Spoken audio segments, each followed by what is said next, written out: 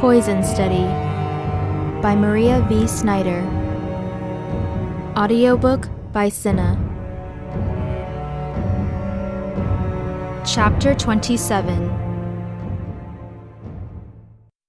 Where did you find those beans? Rand asked. They're the missing ingredient to the Criollo recipe. I didn't think of roasting them to change their flavor. A storeroom downstairs, I lied. I wasn't about to tell him that Valek and I had intercepted them on the way to Brazel's new factory, which, I now realized, was probably not producing feed, but manufacturing Criollo. Which storeroom? Rand asked, a hint of desperation in his voice. I don't remember. Try harder. If I can duplicate Vink's recipe for Criollo, then maybe I won't get transferred. Transferred? Where? You mean Valek hasn't gloated over it by now? He's wanted to get rid of me since the takeover. I'm being sent to Brazel's manor house and Wing will come here. He won't last a week. Rand spat the words out with bitter force. When? Don't know. I haven't gotten my transfer papers yet, so there's some hope to stop it, if you can find me those beans. He thinks we're still friends, I realized in amazement.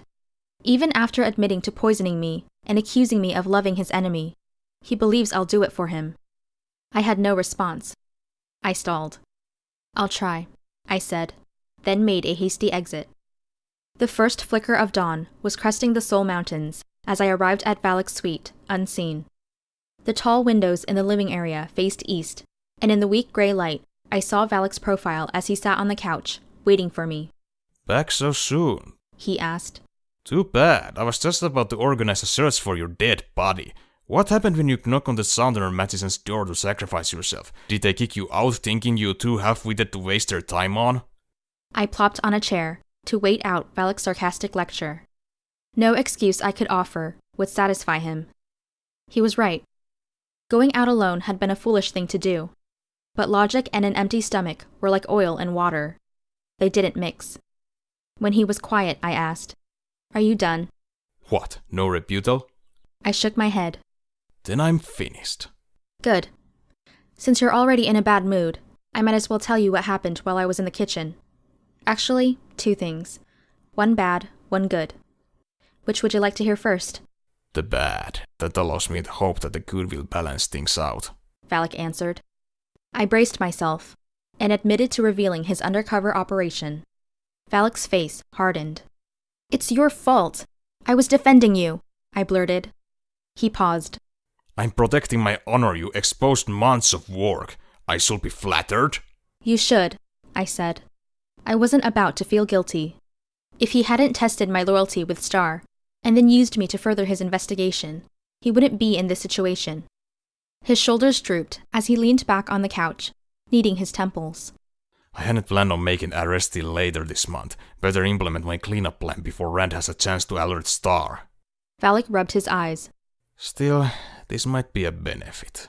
I think Star's becoming suspicious. She hasn't been conducting any illicit business in her office. If I bring her in now, I might discover who hired her to poison the Scythian's bottle. Star?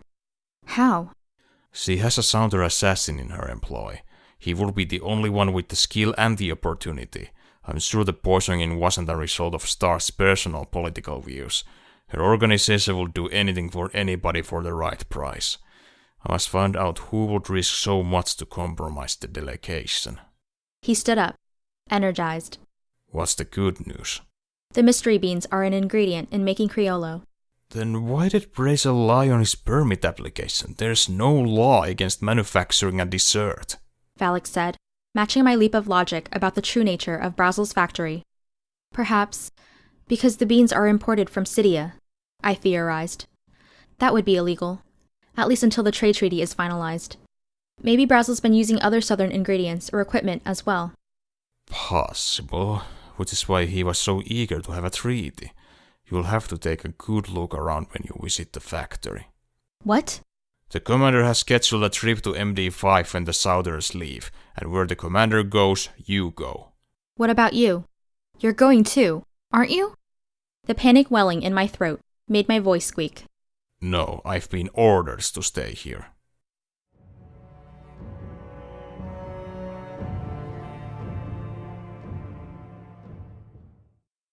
1 and 2 and 3, 4, 5, keep fighting like this and you'll die, Janco sang. I was pinned against the wall. My bow clattered to the floor as Janco's staff tapped my temple, emphasizing his point. What's wrong? You're rarely this easy to beat. Janco leaned on his bow. Too distracted, I said. It was only a day ago that Valek had informed me of the commander's plans. Then what are we doing here? Ari asked. He and Marin had watched the match. Still uncomfortable about what he might have heard when I was delusional, I had a hard time meeting Ari's gaze. Next round, I'll try harder, I said, as Janco and I caught our breath. Reviewing our fight, I asked Janco, why do you rhyme when you fight? It helps keep my rhythm. Don't the other soldiers give you a hard time about it? Not when I beat them. We started another match. I made an effort to concentrate, but was beaten again. Now you're trying too hard. I can see you planning each offensive move. You're giving yourself away, and I'm there for the block before you even strike. Ari added, We drill for a reason. Offensive and defensive moves must be instinctive. Let your mind relax, but stay alert. Block out all distractions. Stay focused on your opponent, but not too focused. That's a contradiction, I cried in frustration. It works, Was all Ari said. I took a couple of deep breaths and cleared the distressing thoughts of my upcoming trip to Brazil's district from my mind. Rubbing my hands along the bow, I concentrated instead on the smooth solidness of the weapon. I hefted it in my grip, trying to make a connection, creating an extension of my thoughts through the bow. A light vibration tingled through my fingertips as I traced the wood grain. My consciousness flowed through the bow, twisting and turning along the grain, and back along my arm. I possessed the bow and my body at the same time. I moved into the third round with a sense of heightened awareness. Intuitively, I knew what Janco was planning. A split second before he moved, I had my bow up to block. Instead of scrambling to defend myself, I had more time to counter, as well as block. I pushed Janco back. A beat of music pulsed in my mind, and I allowed it to guide my attack. I won the match. Amazing! Janco shouted. Did you follow Ari's advice? To the letter. Can you do it again? Ari asked. Don't know. Try me. Ari snatched his bow and assumed a fighting stance. I rubbed my fingers along the bow's wooden grain, setting my mind back into its previous mental zone. It was easier the second time. Ari was a bigger opponent than Janco. What he lacked in speed, he made up for in strength. I had to modify my defense by dodging his strikes, or he would have knocked me off my feet. Using my smaller size to duck under one of his blows, I swept my bow behind his ankles and yanked. He dropped like a sack of cornmeal. I had won again. Unbelievable, Janco said. My turn, Marin challenged. Again, I tuned in to that mental zone. Marin's attacks were panther quick. She favored the fake jab to the face, which, usually, lured my guard up and away from protecting my torso, leaving it exposed for a body strike. This time, I was one step ahead of her, ignoring the fake and blocking the blow. A clever opponent, she applied tactics instead of speed or strength. She charged me, and I knew she planned to move to my side when I stepped up to engage her. Instead of moving up, I spun and tripped her with my bow. Pouncing on her prone form, I pressed my staff against her neck until she conceded the match. Damn, she said. When a student starts beating her teacher, it means she doesn't need her anymore. I'm walking. Marin strode from the room. Ari, Janco, and I looked at each other. She's kidding, right? I asked. Blow to her ego. She'll get over it. Ari said. Unless you start beating her every time you fight. Unlikely, I said. Very, huffed Janco, who was probably nursing his own bruised ego. That's enough fighting, Ari said. Yelena, why don't you do some katas to cool down, and we'll quit for the day. A kata was a fixed routine of different defensive and offensive blocks and strikes. Each kata had a name, and they grew more complex with each skill level. I started with a simple defensive bow kata. As I moved, I watched Ari and Janco become absorbed in conversation. I smiled, thinking that they bickered like an old married couple, and then concentrated on my kata. I practiced finding my mental fighting zone, sliding into and out of it while I performed the appropriate kata moves. Panting, I finished the routine and noticed Irys watching me from the doorway with great interest. She was wearing her Hawk Mistress uniform. Her hair had been tied back in accordance to Ixia's military regulations. She had probably walked through the castle unchallenged. I glanced toward my bodyguards. They were engrossed in their conversation, ignoring Irys and me. Uneasiness rolled in my stomach. I inched closer to my companions as she came into the room. "Won't Valek sense your magic?" I asked her, gesturing to Ari and Janco. "He's on the other side of the castle," she said as she stepped nearer. "But I did feel someone pulling power before we arrived. 2 brief surges. So there is, or was, another magician in the castle." "Wouldn't you know?" I asked in alarm. "Unfortunately, no." "But you do know who it is, right?" She shook her head. "There are several magicians that have disappeared. They're either dead or hiding. And some keep to themselves, and we never know about them. It can be anyone. I can only identify a magician if I have established a link with him or her, as I have linked with you." Irys examined the weapons lined against the wall. "What's wrong with the commander?" she asked. "His thoughts are practically dripping out of his head. He's so open, I could go in and extract any information I wanted, if it weren't against our moral code of ethics." I couldn't answer her. "What are you doing here?" I asked instead. Irys smiled. She gestured to the bow in my hands. "What were you doing with that weapon?" Seeing no reason to lie, I explained about my training. "How did you do today?" she asked. "I beat all 3 opponents for the first time." "Interesting." Irys seemed pleased. I glanced over at Ari and Janco, who were still involved in their conversation. "Why are you here?" I asked again. "You promised me a year." Then I had a sudden, horrific thought. Am I closer to Flameout? "There's still time. You've stabilized for now. But how close are you to coming to Sitia?" The antidote is beyond my reach. Unless you can steal the information from Valek's mind. She frowned. "Impossible. But my healers say if you can filch enough antidote to last a month, there's a possibility we can remove the poison from your body. Come with us when we leave. I have an advisor just your size. She'll wear your uniform and lure Valek and his men away while you take her place. With the mask on, no one would know." Irys spoke with assurance. She was either unconcerned or unaware of the risks. Hope bloomed in my chest. My heart raced. I had to calm myself with a cold reminder that Irys had said there was a possibility of removing the poison. In other words, no guarantees. The escape plan appeared straightforward, but I searched for loopholes anyway. I knew better than to fully trust her. Deciding, I said, "Advisor Mogkin was here last week. Is he one of your spies?" "Mogkin. Mogkin." She turned the name over her tongue.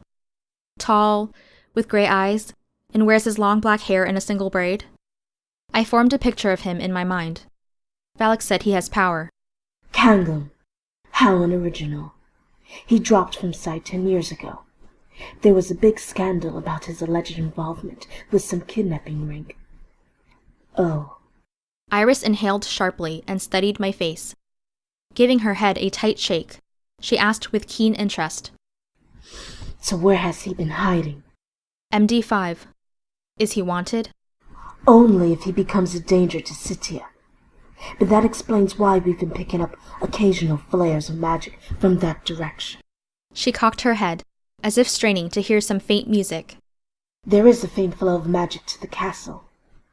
It could be from Kangum. Mogkin, although it's highly unlikely. He doesn't have that kind of strength. It's probably just a tiny ripple in the power source, like a loop of thread hanging down. It happens from time to time. But I did feel someone pulling power recently." She paused, staring at me with her direct emerald gaze. "Are you coming with me?" Mogkin's magic might not concern her, but it concerned me. There seemed to be a link between Mogkin's magic and the commander's unusual behavior. but I couldn't quite grasp the reason why. Undecided, I rolled it around my mind, much as I moved food in my mouth, tasting for danger. Running away had always been an automatic defensive move, and going south offered my best chance for survival. Months ago, I would have jumped at the offer, but now I felt as if I would be abandoning ship too soon, that there was a remedy yet to be discovered. No, I said. Not yet. Are you crazy? Probably. But I need to finish something first.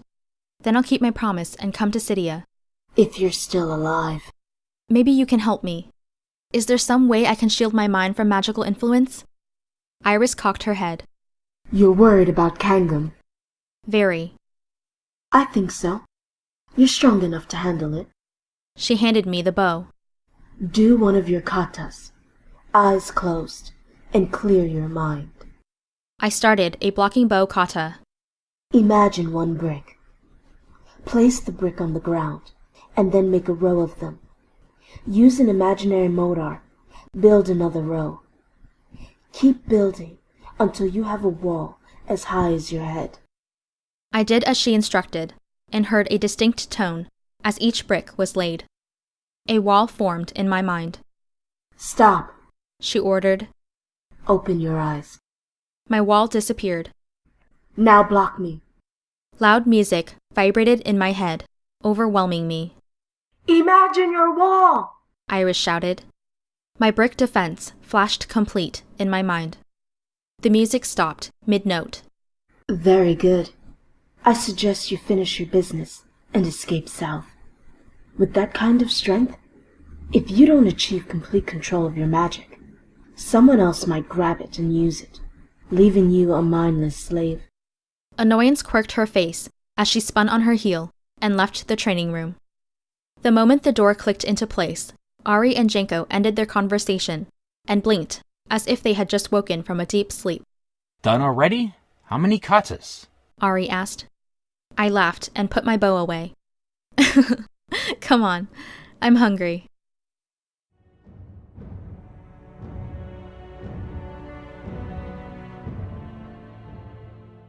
When the Cydian delegation left 3 days later, I had a sudden panic attack. What the hell was I doing?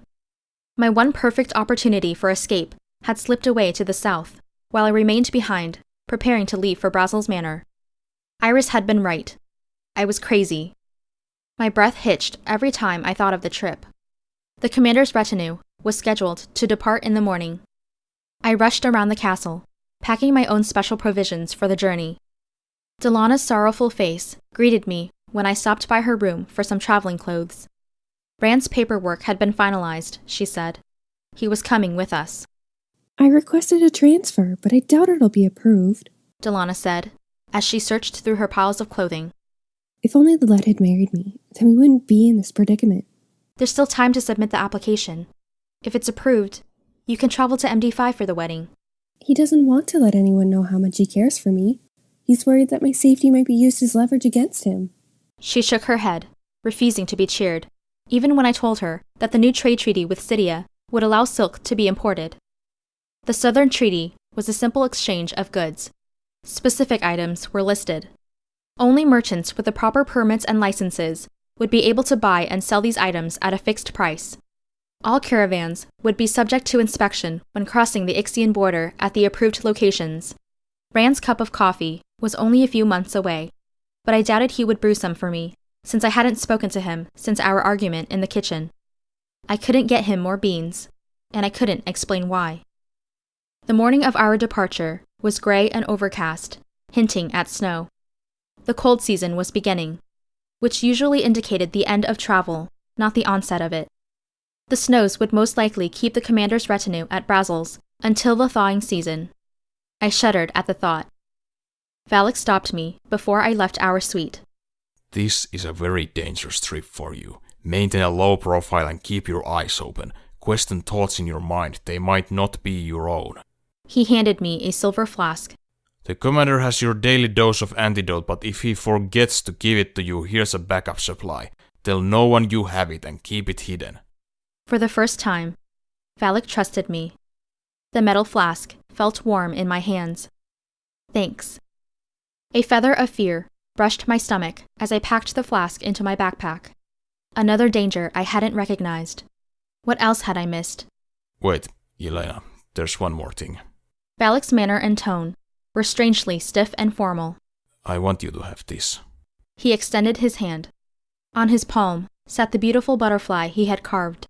Silver spots on the wings glinted in the sunlight, and a silver chain hung from a small hole drilled into its body. Valek looped the necklace around my neck. When I carved this statue, I was thinking about you. Delicate in appearance, but with strength unnoticed at first glance. His eyes met mine. My chest felt tight. Valek acted as if he would never see me again. His fear for my safety seemed genuine. But was he worried about me? Or his precious food taster?